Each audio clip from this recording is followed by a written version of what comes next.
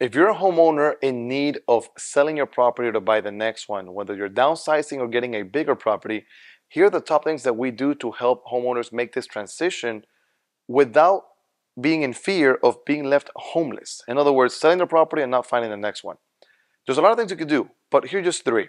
Starting with a post-occupancy agreement. This means that as a home seller, we communicate to the buyer that we need to stay after the closing of the sale an extended period of time. It could be days, weeks, or months.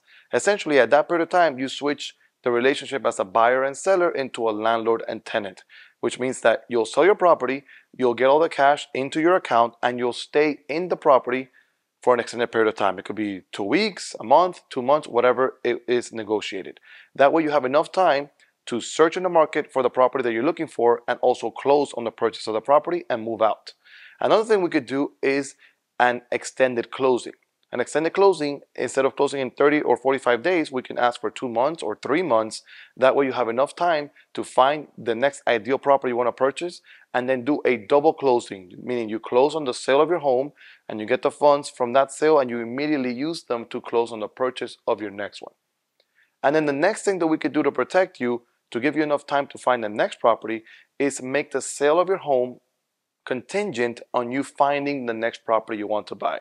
Therefore, if you're looking for a very exclusive property and you do not find it, even though you already have a buyer under contract with you for the sale of your home, if it's contingent on you finding the next property, let's say you don't find it, you are protected because you will not be forced to sell your property.